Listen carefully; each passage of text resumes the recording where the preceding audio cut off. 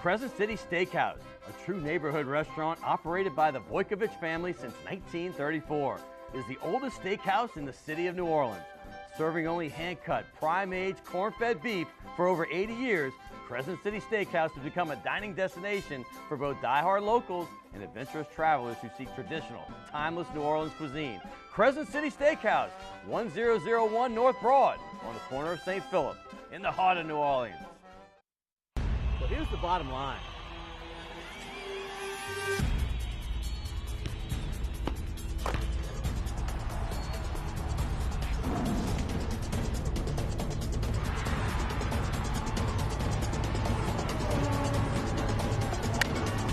Well, it's funny that you say that.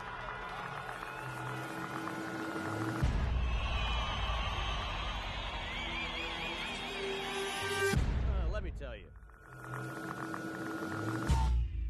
Good evening and welcome to Prime Time Sports. I cannot wait once again for this show. I'm your host, Scott Alexander, and I hope you're all fully recovered from the Mardi Gras festivities. And now you're getting ready for, well, the festivals. That's right, French Quarter Fest, Jazz Fest, Bayou Boogaloo will all be here before you know it. And speaking of festivities, hey, the All-Star Game for the NBA was this past weekend in Los Angeles, and I happened to be in LA this weekend, and I got to tell you, that city was absolutely hopping.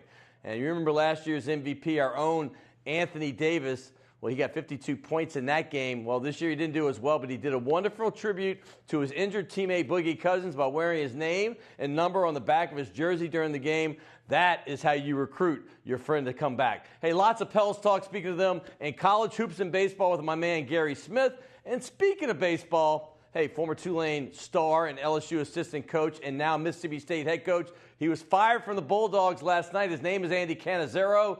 After leading Mississippi State to a 40-win season last year in his first year there, apparently he's been keeping the bat in the wrong dugout. But hey, coming up next, I've got John Brady, the former Final Four coach at LSU, talking hoops, Tom Avis, Kentucky Derby horse trainer, and like I said, Guerry Smith next on Primetime Sports.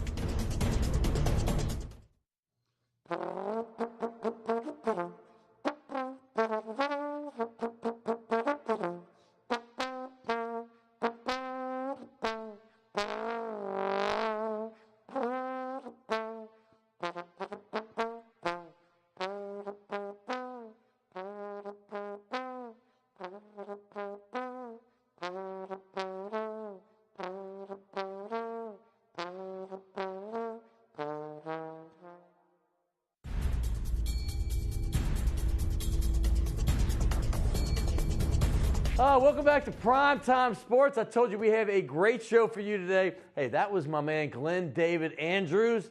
He's Trombone Shorty's cousin. He was on the show. Hey, he don't want to be known as that. He's his own guy. But we're going to talk sports from here on out. I'm going to get into some horse racing in a little while with Tom Amoss, certainly one of the most famous horse trainers to ever come out of the state of Louisiana. He's all over the country. And later in the show, we're going to get into all the local sports going on. We're going to hit some Pelicans, post-All-Star break stuff, and we're going to really get into the college baseball start of the season and, of course, college basketball and where all the teams are headed. So that's coming up. But right now, well, we're going to talk basketball here, too, because I have John Brady, the former Final Four coach at LSU. Hey, he went to a great Sweet 16 back in 2000 with Strohmeyer. We know that Final Four team with Big Baby, but he had many good years at LSU. He is now the LSU radio basketball analyst along with Chris Blair. We're going to get into the Tigers, but this is not just a Tiger segment. We're going to get into the SEC, which is a very much improved conference. And also we're going to talk about the best teams to look out for when you fill out your brackets for March Madness coming up in a few weeks. We're going to talk about the best teams in the country. But here he is, the one, the only, the effervescent John Brady. How are you, my friend? I'm doing well, man. I'm doing well. I love it.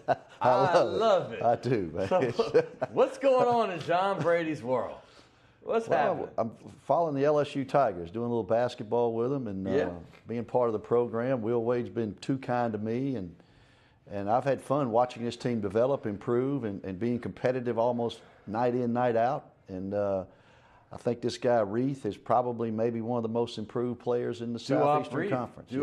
Well, I'm going to give you some props because you were very good to our show last year. You were our college basketball analyst for about 15 straight weeks. You're a little busy. You got another little gig going on right now, but we love to get you whenever we can, and I do appreciate when you come by. Well, I appreciate you letting me do that last year. That was a lot of fun. It was a lot of fun. At least I'm getting paid a little bit now. Yeah, you're getting something. Yeah, you can't eat at Chase LSU's every day. That's right. All right. Hey, so let's talk about this LSU team because I think it's been a pleasantly surprising year for a lot of folks. You know, I think when you come off of a year when you have a record 15 straight losses in a season, and you lose your supposed best player in Antonio Blakeney. Right. You don't expect the team to come back, but they have. If this is the first time you're watching and you haven't seen, obviously you know about Tremont Waters. Is that how we're pronouncing Tremont now? Yeah. Because it started with Tremont, and then it went Tremont, and now it's Tremont. That's what happens when you get good. They start changing your name. But when I talk about him, I cover it all. Right. Tremont, just whatever. Yeah, let's talk about that Waters fella. Still doesn't change the way he plays. The dude can play, and I think I may be missing somebody, but I think between him and Bama's Colin Sexton, that's probably the SEC Freshman of the Year, one of those two guys, right? Well, I would assume that, yeah. And, Waters has really been a great addition to the team. But what Will Wade has done, he's held the players accountable for how they're supposed to play. He's held them to a standard of play. And I think with that alone, with that type of coaching alone, the team has the opportunity to improve. But Waters has been better lately at home than he has on the road. People are getting more physical with him, double-teaming him from time to time. But when he gets an opportunity to create space and has space to play in, he really makes not only the team better, but every other player around him better. And he's pretty good at times himself. LSU is 6-8 in the SEC. I believe they only won 3 conference games last year, and at one point they were like 1-15, I believe, or something like that. But so they're obviously improved. I think fans in Arkansas and Texas A&M would have bet a lot of money that they wouldn't have gotten swept by LSU this year, and they both did. And then they had a big win this past weekend against a very good Missouri team.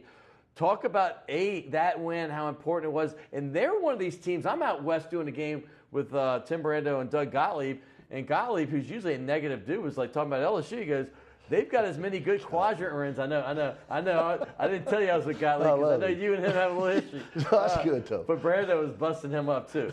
But my point is that LSU's got a lot of quadrant 1 victories, and quadrant 1 victories are what people are looking at now more even than the RPI. Yeah, well, it started back in Maui when we beat Michigan. Right. I mean, that's been a quality win since that time. Michigan's top 25. They've won some games.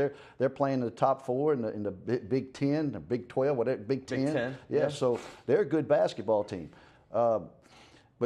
But LSU on the other, let me tell you something about Will Wade the other day. Against Missouri, Quanzo Martin, who I respect a lot. Yes. He's a good basketball coach. Missouri had won 5 in a row. LSU had played man-to-man the whole game. The last minute and a half of the game, LSU is down 1, and we're coming out of a timeout. Missouri has the ball. Right. LSU has played an extended 1-3-1 throughout the season from time to time. They hadn't played it all year. Will Wade changes defense, down 1 at home, goes to the 1-3-1. They don't score. We get the rebound or loose ball or whatever it is. We go down, we score, call timeout again. We stay in the 1-3-1, cause them another problem. We get the rebound. It's knocked out of bounds. Now, we did throw away the inbounds pass, but for Will Wade to change defense and show a defense he hadn't played all day, coming out of a timeout, down 1 at home, shows you that guy, he's not afraid. He understands how the game is to be played. He does things like that from time to time, and that's why I like him. He's got the courage to do what he thinks is right at that particular time for the team to have the best chance to win. You know, I respect the fact that this is just one of a handful of players that actually did not, coaches in D1 that did not play college basketball. I don't want to make too much of that, but the fact is some people have a mind for the game. They might not just have the talent to play it at a high level. Yeah, I've debated about that in my own mind about can a coach actually coach at the high level and not play the game, just learn the game and be a part of it. And I think that's true. I think you can do that. I said, but most of the time, some of the best coaches are coaches that have played before. But I don't think it's a prerequisite for being a quality coach, and certainly Will Wade is showing that.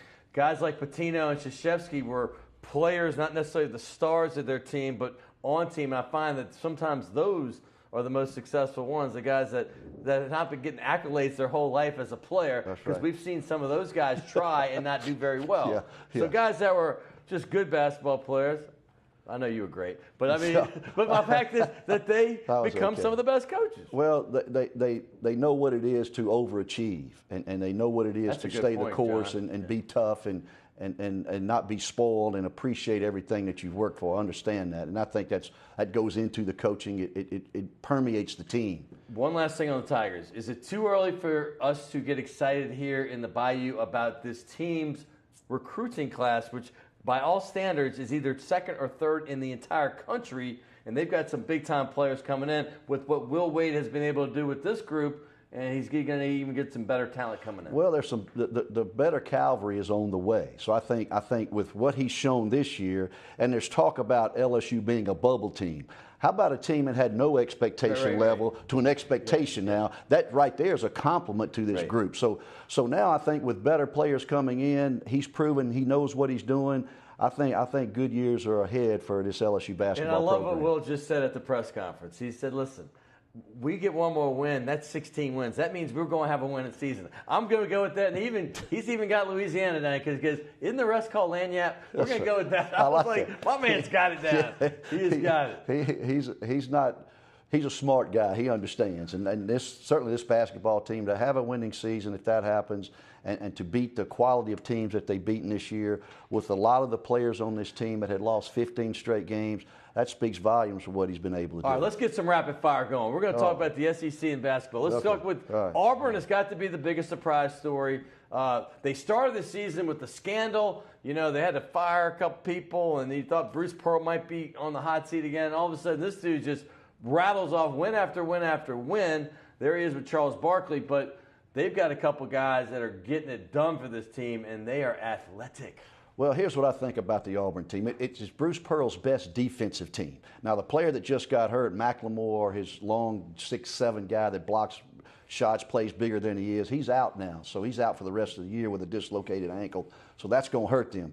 But this is his best defensive team. Bruce Pearl's always been a team that shoots it freely, plays free on offense. He doesn't put a lot of pressure on them. When they make threes, they're really good. But coupled with his best defensive team, I think that's one of the reasons why they're one of the top 2 or 3 teams in the league. They're actually fun to watch, too. Absolutely. I have to say, that's one of the teams that can play real good defense, and they're fun to watch on offense and as well. Pearl's fun to watch, Coach, because he's going to have a heart attack. Yeah, he gets after it. All right. Coach, you know well because one of your greatest wins in your career was against him, Rick Barnes, who was at Texas when you beat them to go to the Final Four right after you beat Duke in the Sweet 16. He's now doing a great job at Tennessee. He's kind of from that area. He's from Hickory, North Carolina, which is over there in where East Tennessee meets West North Carolina. Yeah. But he's kind of a semi-hometown boy doing real well at Tennessee right now. Well, he's got a collection of players that play really well together. No really true star. I don't know if there's a first-team all-league guy on his team, but he's got several players that understand how to play. He's done a great job with them defensively as a team, and they probably run as good offense as anybody in the league. They try to execute, screen, get good ball reversals, and they're very good offensively, and they're very good on both ends of the floor. Okay, so Tennessee's second at the moment. There's 4 teams bunched up in third, but before I get to them, I'm going to talk about the team that's behind them, Kentucky. They're 7-7, and that's a little bit unwildcat-like this time of year. Will this team be able to make a run and get into the tournament, or where are we looking with them? Well, I think it's 50-50 on Kentucky and Texas A&M. You know, Texas A&M is 6-8 in the league at this time right now. They're 7-7, so I think the next 4 games or 5 games is going to be critical for both of these teams. I think the Kentucky string that he's had the last 4 or 5 years with the great freshmen, there's no Anthony out there, there's no Boogie out there, so I think these freshmen are really good but aren't quite as good, and particularly they're not as mature as some of these other freshmen that he's had, and I think now it's kind of caught up with them. Yeah, I mean, they have had a run. I mean, the one-and-done thing, you know, you get the best players, but there's no continuity, and you had to feel that at least 1 year was going to catch up to you, and that was it. Okay, let's just talk about this little logjam in third, because now we're talking about true bubble teams that are 8-6 in the conference. We're talking about the Arkansas, the Alabamas, the Missouris, and Florida, who's had a lot of success under Mike White in the past. Talk about how that might shake out in your mind. Well, Florida relies on three-point shooting, and LSU's like that too a little bit, and how he plays. So when he doesn't play well, Chioza, or when they don't shoot it well from 3, they can lose to anybody, and they can beat anybody, as they have proven. I've seen the Arkansas team up close and personal. Sometimes they defend, sometimes they don't. 40 minutes of hell is not quite what it used to be 8 or 10 years ago. So I just question their team defensively. I think all of these teams down the stretch, it's going to be critical. I like the Alabama team. When the Alabama team can stabilize themselves offensively, they're really good because those players like playing for Avery Johnson. They defend well, they rebound. Alabama's good. But if they stabilize offensively with Sexton running the show, they've got a couple other freshmen on there that are pretty good too. I really like their team. I like that team out of the other 3 or 4 that we just talked about. Avery's doing a great job. Excellent job. Avery, a New Orleans native, he's doing a great job. Hey, one team you mentioned, I got to brief, Texas A&M.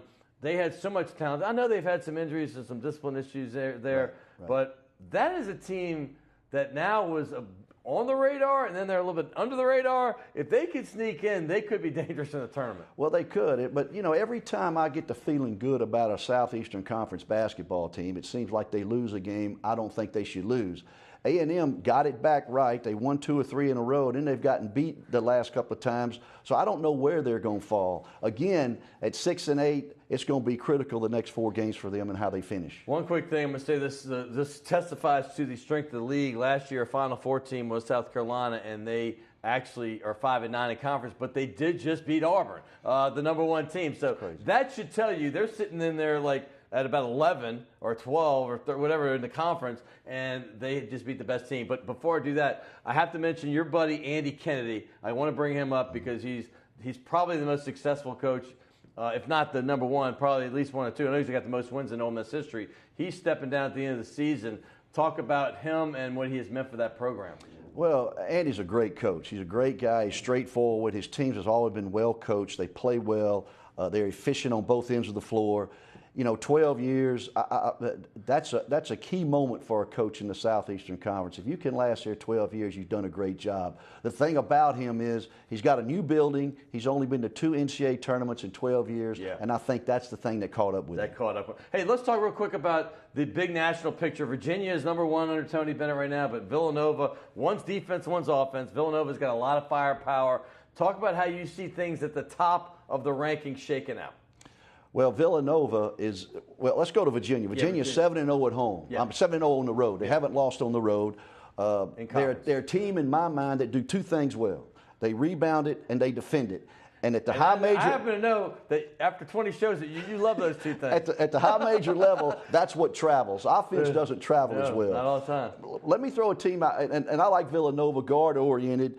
Jalen Brunson's a beast. They go on the road at Xavier, go 11 for 19 from the 3 the first half, make 16 for the game. As much as I love Xavier, they own Xavier. They've won 10 out of 11 against them. But did you see Kansas destroy? Yes. Oh, Devontae Graham and Malik Newman last night were phenomenal. I've always said this about Kansas. If around the basket, DeSocia and Lightfoot or whatever his name is, if those 2 guys can give them something around the goal, that's a really dangerous team because I like the way Bill Self coaches them. And also, they all, unlike Kentucky, they always seem to have that 1 or 2 guy that's been around and he emerges.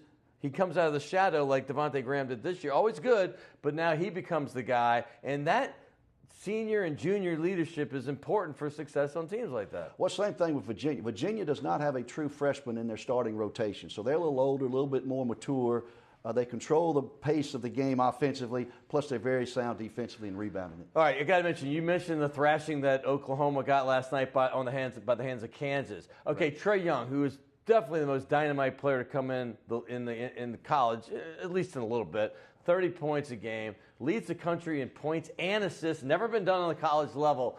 But here's my thing. I love him, and he's fantastic. You get the Steph Curry comparisons, you get all these other comparisons, but why is he not getting the heat that Ben Simmons got when they both, because their teams aren't doing great, both are 16-11, not bad, but not great, but you only hear praise for Trae Young. You heard nothing but derision when people mention Ben Simmons and what he did for his team.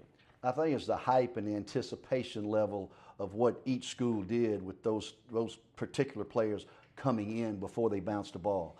I've said this before. I don't think what LSU or how Ben Simmons was presented was fair to him, his team, Johnny Jones, or the LSU fan Not base. good. So I think the expectation level was way higher than it should have been. The best thing for that is to let it happen naturally and be more unexpected than expected. Right on. And I think it's easier that way Yeah, to digest it. We all know for coaches and everybody else, when expectations are low, it's a little better. Yes, a little less exactly pressure right. on the teapot. The All old Bear right, Bryant theory, always downplay. my man.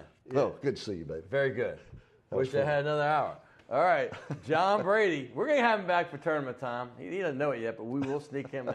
All right, I want to thank John Brady, but also coming up next, I've got Tom Amoss, one of the biggest names in horse racing circles, not just here in Louisiana. He's got the highest winning percentage his stable does in the history of horse trainers. Not too shabby. He's coming up next, and don't forget, we're going to talk all the local sports with Guerry Smith coming up after Amoss, so stay tuned on Primetime Sports.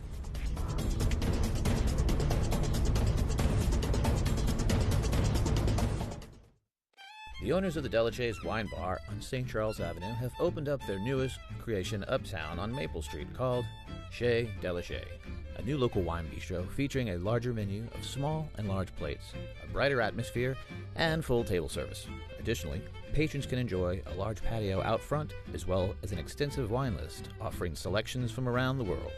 It's Chez Delachet, 7708 Maple Street between Carrollton and Broadway. Rock and roll will never die. It's old New Orleans, my, oh my. Come on, baby, let's go rock and roll at the city lane. All night, let's roll, let's rock and roll. Baby, do the rock and roll. At Mid-City Lane's the home of rock and roll.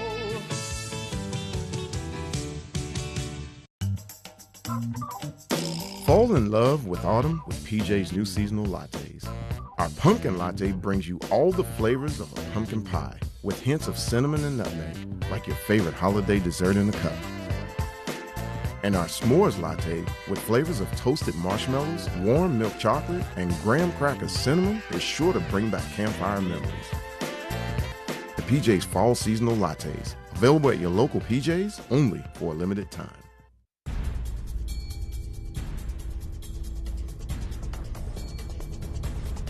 Welcome back to Primetime Sports. I want to thank the effervescent John Brady. He gave you the scoop on what to look for in March Madness coming up next month. Of course, the LSU Tigers, the SEC, and the great teams around the country. But we're going to switch gears right now. We're going to talk some horse racing because Louisiana and New Orleans in particular, well, it's known from the old days as being a horse racing town. The Fairgrounds is one of the 3 or 4 oldest racetracks in the entire country and certainly well respected around the country. And we have one of its most well-respected trainers with us today. We've talked to him on the phone before when he had a horse in the Derby a couple years ago. It was Mo Tom, one of Tom Benson's horses. And we talked to him again last year when he was at the Derby. But this year, we brought him live into the studio. That's right. His name is Tom Amoss, and he has 11 training titles at the Fairgrounds. Is that what that means? That means you've won more races than any other trainer, and they have the biggest lifetime winning percentage, well, in history right now. 25% times when he has a horse in the race, they win. And think about it. You have 10 horses usually, it should be about 10%. That is great. And here he is going to talk a little bit about a horse he's training right now, another Benson horse called Lone Sailor.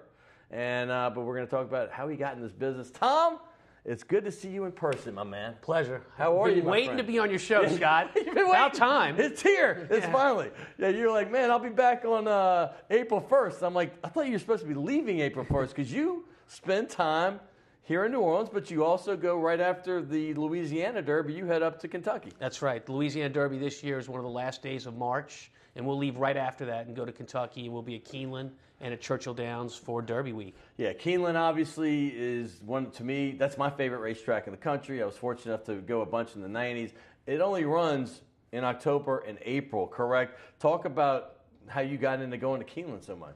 Well, so it's part of the circuit. We're in Louisiana during the winter, so we avoid all the bad weather up north. But then we're at Keeneland in April and at Churchill Downs after that, Saratoga in August, and then back down to Kentucky. We come to the Fairgrounds about Thanksgiving, which is the traditional opening here. A lot of people say of Keeneland, I'll see how good you are at this. A lot of people say Keeneland is the Augusta of horse racing. Augusta, what it would be to golf clubs, Well, Keeneland is to racetracks. No, there's no doubt about it, and I tell people that too. And I just was fortunate to kind of get thrust into it because I knew the president's son-in-law. It wasn't even like the son, so I got lucky. But well, it's not. Look, I've watched your show. It's not what you know; it's who you know. It's who you know. That's Yeah, it. right. Trust me, because I know nothing.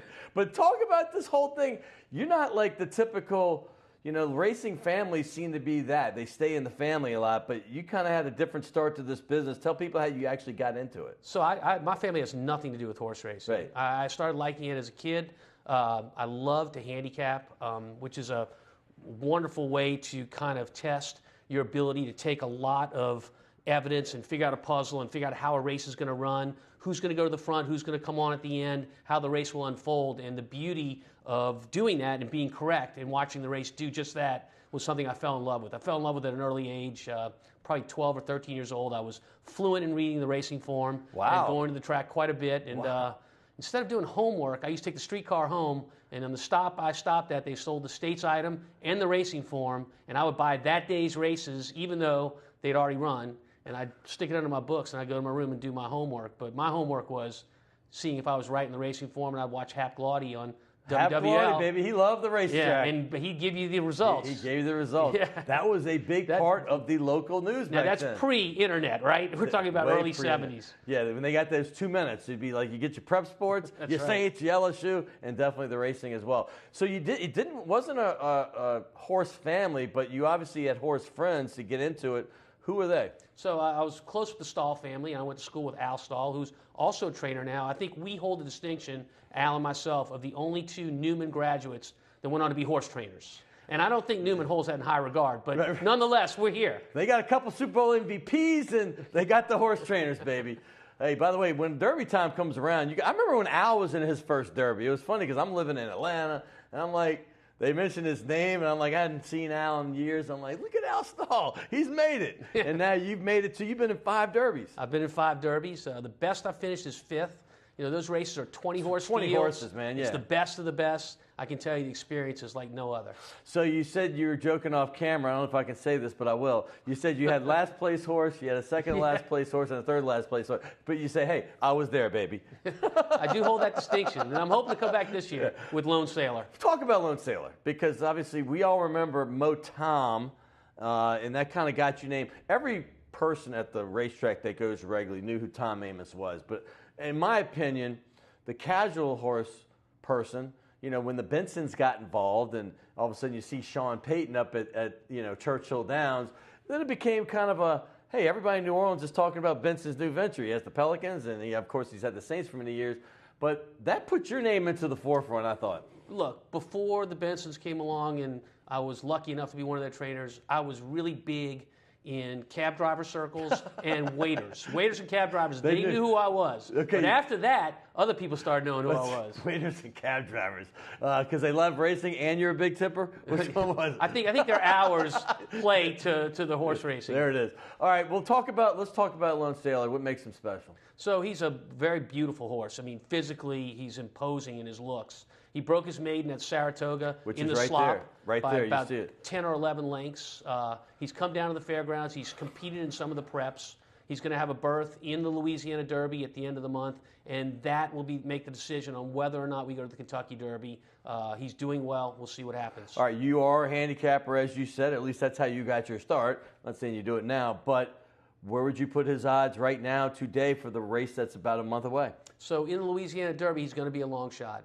But the thing about this time of year is that horses are still maturing. They're not full grown yet. And horses that are getting better can move up. So he's a horse, if you're handicapping, you'll see he's getting better and better. And that makes him a long shot factor in the Louisiana Derby. Okay, well, I mean, Mo Tom seemed to be a horse that everybody was looking to as being a favorite in the Derby. What's the difference between these two horses? So Mo Tom was more established. He had accomplished more than Lone Sailor had. He was experienced. He had won stake races already, which are our highest level type of races. So Mo Tom was really the horse to beat in the year he ran the Louisiana Derby. He was favored that year. He had a troubled trip. He didn't win. The winner of that race was Gunrunner, who has been Horse of the Year this year and is really one of the best thoroughbreds come along in about a 10-year period. When you're that 12 and 13-year-old kid that love the horses, you're handicapping yourself, you're having fun. Honestly, tell me, were you one of these guys? Like, I dreamed I would be an Olympic basketball player. Well, obviously that wasn't never going to come true, but I dreamed it. Did you dream about being in the Kentucky Derby and being a trainer in the Derby? I mean, this is like the Holy Grail. I used to watch the Derby on TV. I fell in love with horse racing, the idea of training horses. Back in 77 or 78, when Ali Dar and Affirmed were competing against each other. That rivalry I remember is what made me want to be a part of it. And the thing that was cool about it was there was a young kid, Steve Cawthon, I think he was only 16 at the time, that was riding Affirmed, and he won the Kentucky Derby on Affirmed. It made me feel like anything was possible. I wanted to train horses back then. Did you know Steve? I did not then, but I met him just recently, and I've met a lot of famous people, and when I got to meet him, I told him, I said, I'm not starstruck, but today I am. That's like me meeting Pistol Pete. Yeah. It's like, oh my God. But the funny part is Steve Cawthon, because I tell you I have friends in Lexington, he's got a brother that apparently, when I was thinner, we were twins. Every time I go to Lexington, hey, Cawthon, what's up? I'd be like, who are they Take advantage to? of that. Oh, I don't think I can anymore. I came back to New Orleans and I started eating too much. But when you go up there, are you as well known in those places as you are when you go to the fairgrounds? Well, Scott, I do a lot of TV, so it helps a lot. People, read my name in the form all the time, but they don't put a face with it. Sure. But by doing TV, now people see my face and they're like, oh, that's Tom Amoss. And look, I don't care who you are. It's nice to be recognized. It's nice to get someone to say hello to you because they know you from TV. I saw we just had a shot of you at the round table, but you're also doing something with former Major League catching star Paul LaDuca. Tell me what this is all about, speaking of TV. 4-time Major League All-Star Paul LaDuca. So Paul was a catcher. He finished his career with the Dodgers. We do a TV show up at Saratoga in August for the NYRA, New York Racing Association, that shows on Fox Sports. It's a good show. So you've been involved in the TV side of this for a while too? About 20 years. Oh, wow. You've been doing it that long. Yeah. I've noticed, I see you doing a lot of media during like the Derby time. You're obviously natural in front of the camera. Well, thank you. Appreciate that. All right, going forward, what's next for you and your stable? So, look, Lone Sailor is going to carry the banner for us in the Louisiana Derby, but we carry a large stable, 50 horses here at the fairgrounds, and so we're competing on a daily basis. There's nothing I love more than saddling in the paddock and seeing a crowd looking out into the paddock, examining the horses, people having fun. So I hope that moving forward, we see some good crowds at the fairgrounds and we get an opportunity to meet some of those people. I love meeting people. I love teaching them about the sport. Yes. So hopefully that happens for us. The fairgrounds is beautiful. We're seeing shots right there. We obviously saw the paddock a second ago. That right there was the restaurant area. What makes the fairgrounds special? You've been around the country. I love the place, but for the casual person in New Orleans that's been wanting to try it out, tell them why they need to go. Well, it's the pageantry of racing. I mean, it's so beautiful to watch a horse competing. And not only that, you don't know who you might see out there, from the regular railbirds, who are wonderful characters. I love that term, to just yesterday, I saw Simone Augustus out there. Simone and her family came out. Oh, my goodness. Yeah, they were out Superstar. there, and I saw them in the paddock, and I said hello to her. She's a wonderful girl. The former LSU super duper star. She's a WNBA superstar. She's won NBA titles, WNBA titles as well. But they were just there, so you never know who you're going to run into out there. That's fun. Yeah. All right, we did mention there's the old school. That's like way back. That Yeah, just I wasn't shows you around how then, long. You weren't around? despite what people might say. You look good for your age. Hey, but when you talk about the Holy Grails, we've both mentioned them. I mean, Keeneland's not as well known, but you have Breeders' Cup stuff there. Sure. You have beautiful pageantry of racing. And then, of course, everybody knows Churchill Downs. Kind of talk about those places and the history of them both. Yeah, so they're both very old racetracks, as is the fairgrounds in New Orleans. And so there's a ton of history of who raced there, whether you're talking about jockeys, trainers, horses. There's just so much history embedded in those three racetracks. But the thing that I think is most probably important to Churchill Downs is obviously their Kentucky Derby. And to compete in that Kentucky Derby, we do something where we walk the horses over about 30 minutes before the race into the paddock to be saddled. And when the horses hit the track, they call it the walk. And everyone comes out to watch the horses come over. So you've got 150,000 people examining every horse they go by, cheering for the horses. It's a festive atmosphere. Everybody's had a few drinks about that time, so they're ready to roll and they're ready to bet, and it makes it really a great experience. Well, the name Amoss is also well known in town, not just for you. You have a brother who's my class, my age. I didn't go to Newman, but we were in the same grade. We played sports against each other throughout high school. His name is John Amoss, and the people in New Orleans know him because he is the Saints team doctor. Very intense athlete, great player, and now he's a team doctor.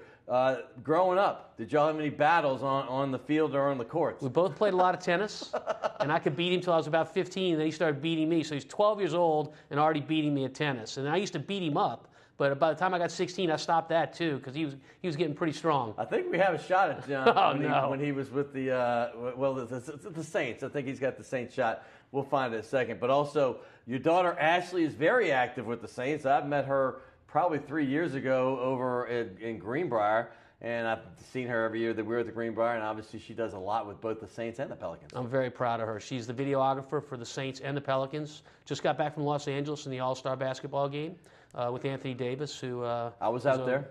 Wonderful man. Yeah. I'm very proud of her, as I am of my other daughter, Haley. Well, Haley, we got to throw a Haley, and if we're going to throw them out, we got to throw a Colleen shout out because you did, unlike your brother who went to a small college, I believe he went to Williams. Yes, he did. And you went to LSU, so you had the more fun atmosphere, as I did. But you met your wife in college. That's the best thing that ever happened to me. I met my wife Colleen at LSU. He knows all the right things to say. We've been together over 30 years. We're getting ready to celebrate our 31st anniversary in about 2 weeks. That's congratulations on that. Congratulations on everything. We're proud of you, obviously. You're a native son. One last thing, because you mentioned all the places you go and live. Kind of give people a quick synopsis of the year. How many months are you here, and how long have you been doing this little run? So I'm here 5 months out of the year. I go up to Kentucky, and I spend the majority of my time up there with a little break in August of a month, and I go to upstate New York to Saratoga. That stable goes with us. Everybody wonders, how does the horse travel? Yeah. So they travel in 18-wheelers. Right. An 18-wheeler with a trailer on the back can carry about 8 horses. Okay. So we probably take 3. And it looks like a band on a road, or like with their roadies going up to the next performance. So you got the whole trailer up there. Absolutely. I mean, you got the whole stable, I mean. We do. That's pretty impressive. Well, and whenever you're in town, before you leave, make sure you go check this out. There's a little gift for you. It's a place called Shays de la Shays. Oh, yeah, I know it. The de la Shays family. It's right there. It's on Maple. I know it. Between Carrollton and Broadway. Right. And before I let you go, I'm going to shake your hand, but also you went to LSU, so I'm going to put you on this LSU ball with Les Miles and the like. This is an honor. Rough and Rod Reed. We got Stelz on this one. Sammy Martin. You probably remember him back in the day. Sammy Martin, player. Tom Amoss. Thank you so much. I'm going to make you have me back after I win the Derby. Baby, right when you win it. I better be your first interview. How about our first drink to be together? All right, my man. Tom Amoss, we appreciate him taking the time. This is his time of year. LSU grad, Newman grad. He is a local New Orleanian. And we can't wait for him to come back after he wins the Derby. Well, we'll have you back before then if you don't win this year. Hey, I want to thank John Brady again, but I have one more guest, and we're going to talk about everything what's going on. I told you college baseball just started up this past weekend. College basketball March Madness is around the corner. We're going to talk about the local teams in both those sports, touch on the Pels as well, and who knows, we might even get into a little Saints question or two. I have Guerry Smith. He is with the Advocate, and he is the beat writer for Tulane, but he covers UNO. He covers the Pels. He's at every Saints game in the press box. He's coming up next right here on Primetime Sports.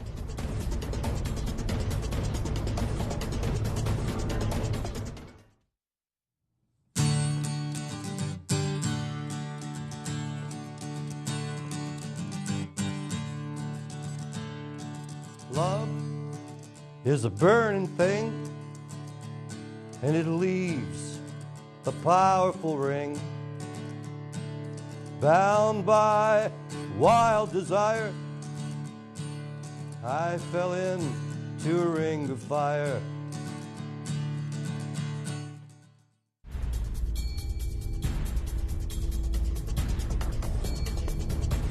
Welcome back to Primetime Sports. That, of course, is our man Paul Sanchez, formerly of Cowboy Mouth, and he's singing a Johnny Cash song we all know well, Ring of Fire. I love my man Paul. Keep up the great work. Hey, coming up next, though, we just had John Brady talking about basketball in general, the SEC and everything. Of course, Tom Amoss gave you a little heads up on what's going on in the horse racing world. But right now, we're going to get the information man. That's right, the Advocate's own Guerry Smith. He is Tulane's beat writer, but he covers them all. He's at UNO games all the time. I see him at every single Saints game in the press box. He used to cover the Pels on a regular basis. So we're going to kind of talk about what's going on locally in the sports world. Like I told you, college baseball just got started last weekend. All the teams kicked it off. You know, I had a lot of the baseball coaches on the last couple of weeks, so we're going to see how they fared in their first weekend. And then the teams getting ready for their conference tournaments in basketball, because we only got a couple weeks left in the basketball college season. And then, of course, the Pels are starting the second half of the season, which is really the second the last third of the season, really, because the All-Star break just happened, and they're going to get back into play. So, Guerry Smith, welcome back to the show, my friend. It's been a little bit.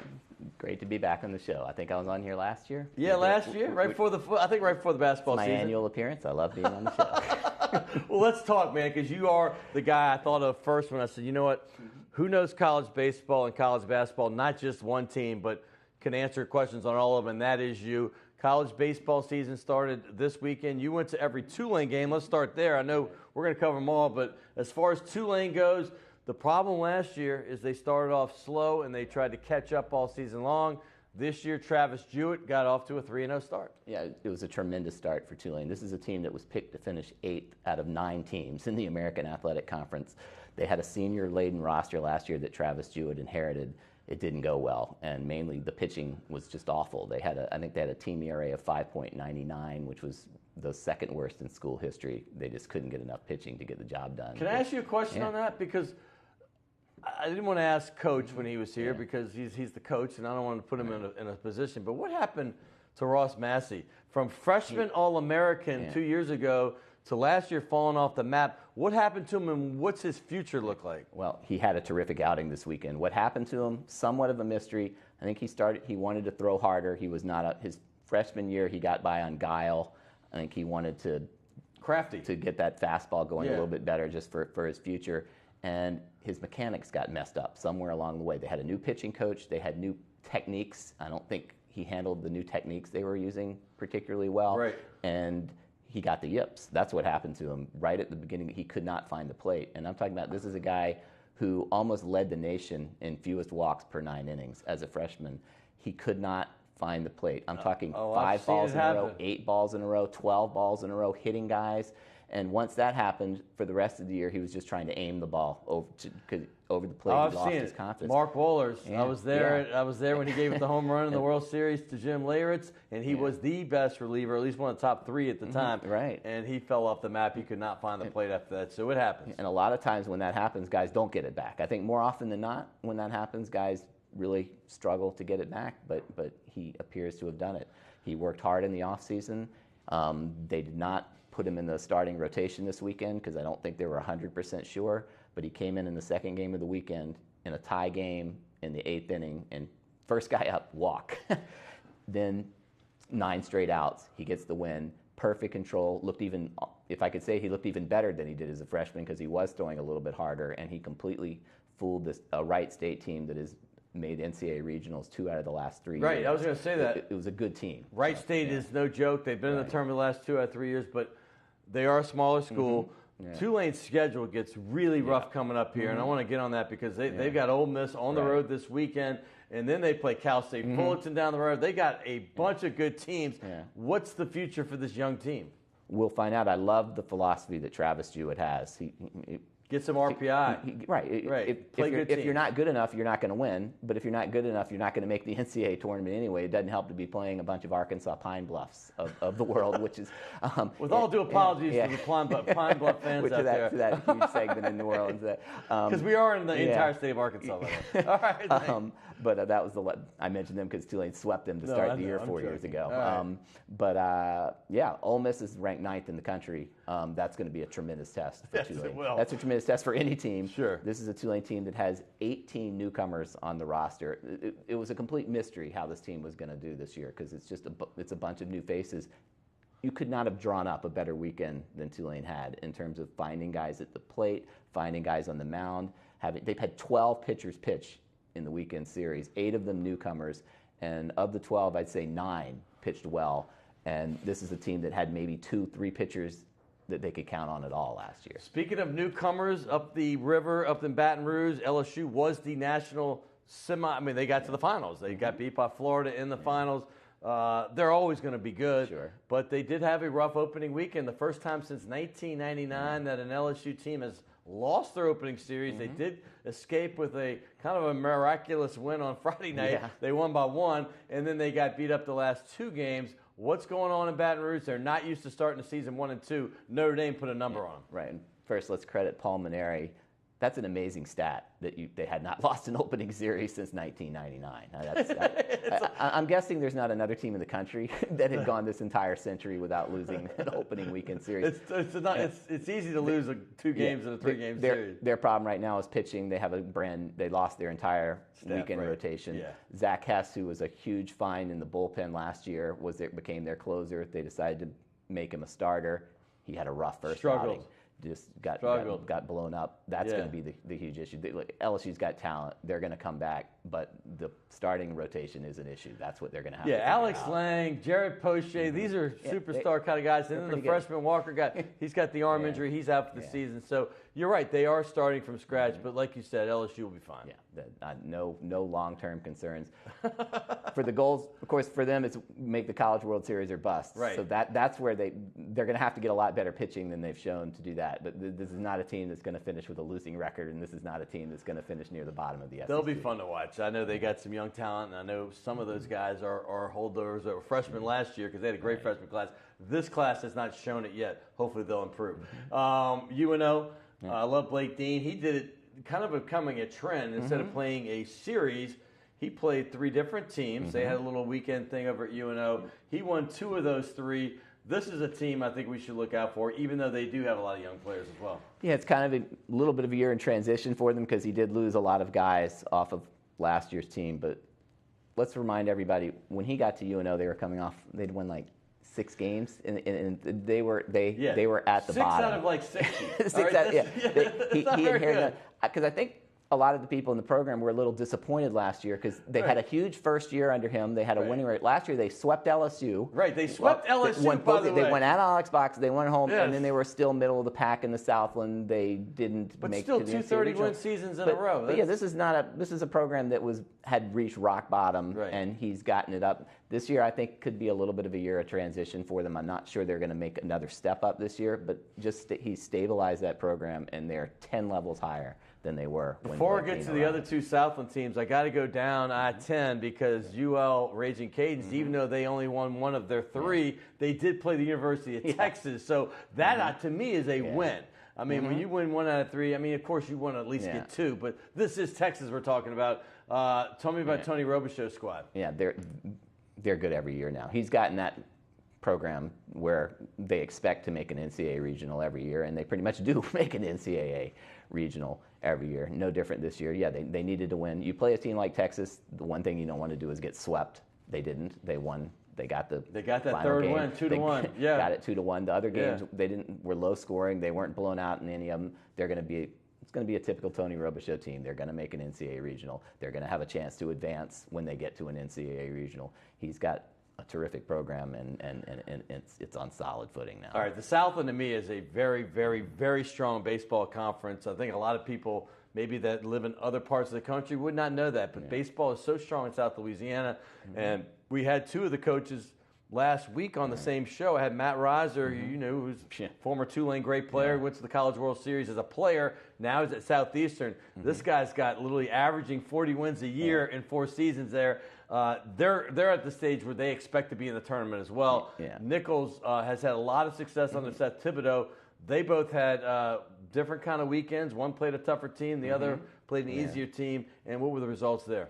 Southeastern beat 2 out of 3 over SIU of Southern Illinois, Edwardsville. They probably would have wanted to win them all, but look, you mentioned you get 2 out of 3 in baseball. That's good. And you mentioned Matt Reiser. This is a guy. I think Southeastern had made 2 NCAA regionals in their history when he became head coach.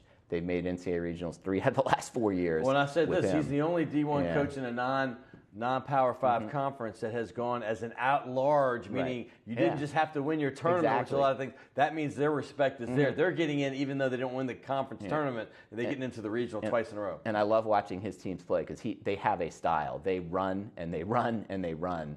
And in college, where there's not a lot of catchers that defense, that's not the strength in college baseball a lot of times. Southeastern's among the nation's leaders every year in stolen bases. Matt Reiser's just an aggressive coach. His team believes in it, and they play like that every year. So Nichols, on the other hand, they had a tougher opponent. They ended up losing 2 one-run games in the beginning, and then they lost the third. They played against Stony Brook, who people might remember Stony Brook as a team that took LSU out to go to the College World Series in 2012. They did salvage this with a Game 4 win, but Seth Thibodeau's going to have a good year. He's going to have a good year. The tough thing for him is Southland is a really good baseball conference. Sam Houston State is in that league. They made a super regional last year. It's a really good baseball league. Southeastern's good. So he's gotten Nickel State much higher than they were a few years ago. Whether they can take the next step is going to be tough because of the league, but they're going to be a solid baseball team. Guerry, let's switch gears to basketball real quick. I talked to John Brady just now about the LSU Tigers, but I've got to bring up what they're doing in Lafayette. I mean, Bob Marlin, 13-1, the UL Raging Cajuns. They are in the Sun Belt Conference, and with like 23-4, it could be off a game or so. This team, they're having a tremendous year over there. They've been terrific. They're one of the highest scoring teams in the country. They always play at an up-tempo pace, but this year they're playing at a pace that nobody in the Sun Belt can match. They've dominated the league. They've got a 3-game lead with 3 games to go. And that conference isn't good enough anymore in basketball to get an at-large bid, so they're going to have to win the conference tournament to get in. Conference tournament is at UNO. One of the most exciting basketball games I've ever covered. About 3-4 years ago, Louisiana Lafayette played Georgia State in the championship game, and it was an unbelievable game. That was 3 years ago, I believe. Georgia State was the heavy favorite. They had dominated the league. Yeah. Louisiana Lafayette went in there, and the crowd was loud. They were losing, I believe, for 39. Hunter the player? G.J. Hunter, G.J. They were losing for, I believe it was 39 minutes and 55 seconds in regulation, and then they tied it up, and they won in overtime. What was it? Elfridge Payton, I think, was the point guard, made the NBA from them. He was a terrific player. I like their chances to get to the NCAA tournament this year, and they're going to be a team that can win a game in the Frank NCAA Barley tournament. and Jakeem Grant, of course, lead that team, and they're great. Hey, UNO, let's talk. We got to talk Southland real quick. I'm going to get to Tulane in a second. But UNO, Nichols, Southeastern continue to be not just good in baseball, but these are 3 of the top 4 teams in the entire Southland Conference, and they're all right here within a 60-mile radius. It's awesome. They have to do a lot more with a lot less than the Texas schools in their league in terms of recruiting budgets and everything else, and they're all doing a tremendous job. Richie Riley's in his 2nd year at Nichols. They're leading the league. They have not made the NCAA tournament since 1998. They've got a guard, Roddy Peters. He's going to be the player of the year in that league. He played at Maryland. He played at Maryland. He went to South Florida. He ended up there. He's a terrific player. He can do it all. Nobody can stop him. They played Tulane earlier this year. They couldn't stop him. He was driving to the basket at will. Southeastern has Marlon Veal. They got a pint-sized. Great player. Pound for pound, he might be as good as any player in America. The guy's 5'9", 145 pounds. He's averaging 6 rebounds a game. That's all you need to know about that guy. By the way, Southeastern ends their season at UNO, I think a little over a week from now, and I will certainly be at that game. That is going to be a firestorm. Let's go Tulane, because I've been impressed with Mike Dunleavy. He's had a little run here where he's lost a bunch of close games and he got blown out once. But this team has been competitive. We could not have said that for the most part last year in his first year, but I really like him what Dunleavy's leadership and guidance has brought to the Green Wave. Yeah, their story, it's just how good the American Athletic Conference is. Tulane is infinitely better than they were in their first 3 years in the league. They're still 4-10. They've had a lot of heartbreaking losses. They've lost 5 in a row, but 4 of those losses were by a combined 16 points. Melvin Frazier had a chest injury. He's the best player in the team. Yes. It's painful. He has a hard time getting hit in that area right now. That's affected them. They could easily be 500 in the league right now. It just hasn't worked out. No doubt. I was just looking at it because I followed all these teams very closely, and I'm like, gosh, I just wish they could have gotten a couple of those. That takes a little time. One last thing, I got to mention the Pels. They are on the 3-game winning streak. A lot of people wrote them off for dead, and they picked up Nico Mirotic, who has been up and down, but he has been a very solid player. He has. Listen, there's a logjam between 3 and 10, and right now the Pelicans sit at 8, a half a game behind a couple teams in 7th. Do you think they can continue this 3-game win streak, or do you think it's going to be up and down the rest of the way? I think it's going to be up and down the rest of the way. Who knows? I don't think anybody 11 games ago would have said, I think Utah's going on an 11-game winning streak right now. That came out of nowhere. 11 in a row. Amazing. And they ripped the Pels so bad. I was at that game. I'm like, goodness, this team, why aren't they like one of the best teams in the league? I think it's going to come down to the last week of the regular season. It's going to be close. And the Pels, they're not, with DeMarcus Cousins, the way they were playing before he got injured, I think they had a chance to get to be a high enough seed where they might have had a chance to actually win a playoff series. Now it's going to be 7 or 8, that range probably, although they're all bunched up. They're all bunched up. You don't know. They still have a is, chance to get higher. And the thing is, the teams right ahead of them, like the Denvers and the Portland, they're hot right now, too. It's amazing. I mean, it's like everybody's getting hot. It used to be around 500 you were in. Now you better be at least 5 or 6 games over, and I'm sure that's going to get better with the way Utah and the Clippers are actually playing even better without Griffin. But it has been very encouraging the way the Pels have played in the last 3 games. After it looked like they might go in the tank. After DeMarcus Cousins went out, they weren't playing well at first. To get that 3-game winning streak was huge. I think just blowing Detroit out on the road, a pretty solid 500 team. You go on the road, and then that one kind of opened people's eyes. I think they expected to beat Brooklyn. They had a 28-point lead, and they let it come back, and they won. And then the Laker game, huge lead. Then they got close, and they blew them out again. So good signs, but still a little bit of ways to go, correct? Yeah, well, with the Pels, it's which quarter is it? You just never know. I mean, from quarter to quarter, game for game, they've been all over the board. So they've just got to hit that hot streak. All right, Gary, take your lovely wife over to Shays de la Shays. You know the place. I love it. I think that's where we went the last time. Broadway. Yeah. You know it. Did she have a good time? She had a fantastic time. I think her first thing when she found out I was coming on the show was like, hey, are we getting to go to Shays again? Baby. Hey, that's good PR. All right, I want to thank you, brother. Okay. I want to thank John Brady, and, of course, I want to thank Tom Amoss, too. I hope you learned a little bit about horse racing. Hey, Hunter Wendelstedt, you remember that name? He's a Major League umpire. He's going to be coming up in the next few weeks. I told you, now that the Saints off season, I got some of their players promised me they're going to come as well. We're going to have a fun spring. Hope everybody's done with Mardi Gras and having a good time, getting ready for the festivals coming up. Hey, we're going to be right here every week from Primetime Sports every Tuesday. And, of course, you get replays all week. I got to thank my man Ron Yeager and Jim Dotson from WLAE. Love those guys. And, of course, Jeff Brenner and Ashley Coleman from CST. Will Hill, my producer. I can't get it done without him. And Naila does the job of about 10 people behind the scenes. And the Redhead Tsunami and my man Anthony, my new intern. So I want to thank everybody. I can't get it done without those folks. I want to thank you all. We'll see you again next week on Primetime Sports.